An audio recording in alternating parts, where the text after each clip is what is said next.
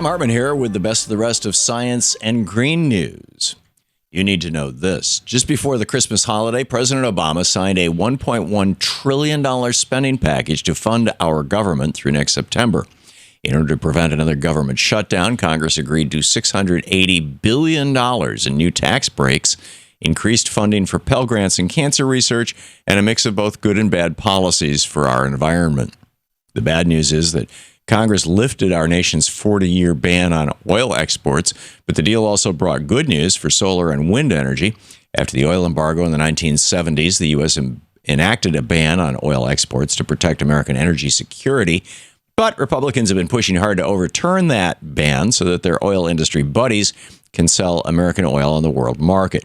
In an interview with the Think Progress blog, a federal policy representative from the Sierra Club said, "This is a powerful reminder of just how powerful big oil and the Koch brothers are."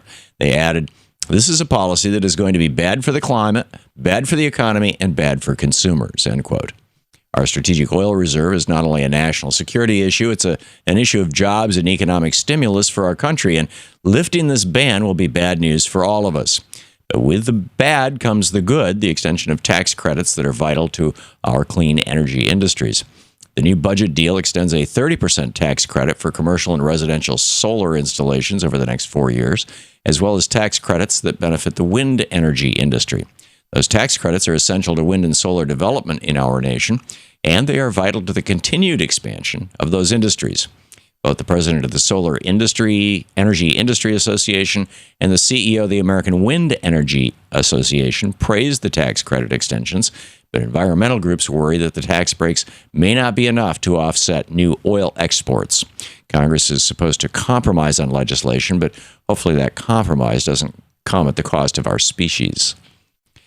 Last month, 2 major medical organizations warned about the toxic chemicals we're being exposed to in everyday life. According to a recent article in the New York Times, the warnings are a reminder that the chemical industry has inherited the mantle of big tobacco, minimizing science and resisting regulation in ways that cause devastating harm to unsuspecting citizens.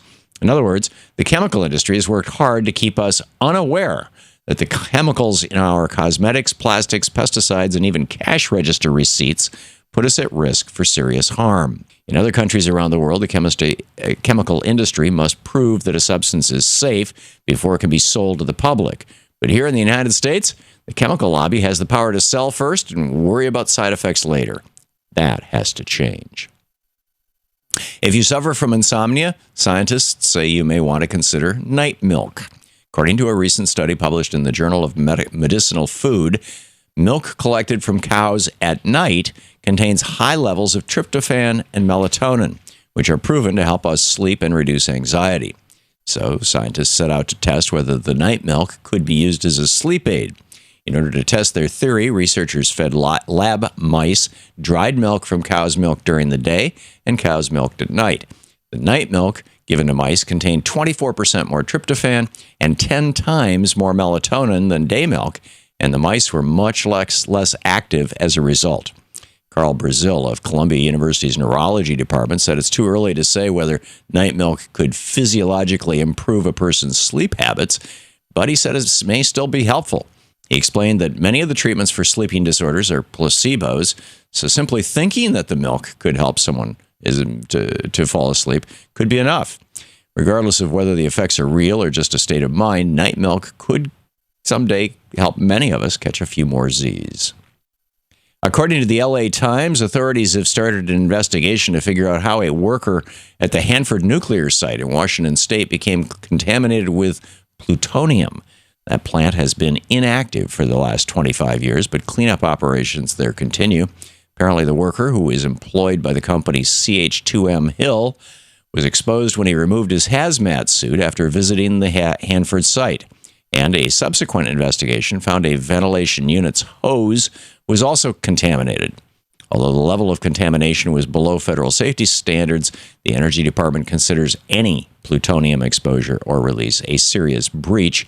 The plutonium finishing plant at Hanford is one of the most contaminated sites in our nation, and it is a perfect example of why there is no such thing as safe nuclear weapons or safe nuclear power.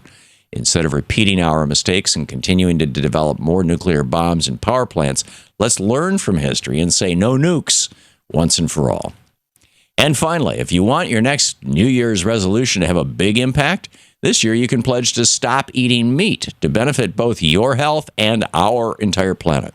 According to a recent article in The Guardian, raising cattle takes 160 times more land and it releases 11 times more greenhouse gases than crops like wheat. And switching to a meatless diet can improve your overall health. Multiple studies show that vegetarians are at a lower risk of heart disease, cancer, and obesity. Going meat-free isn't easy, but the rewards are worth the struggle.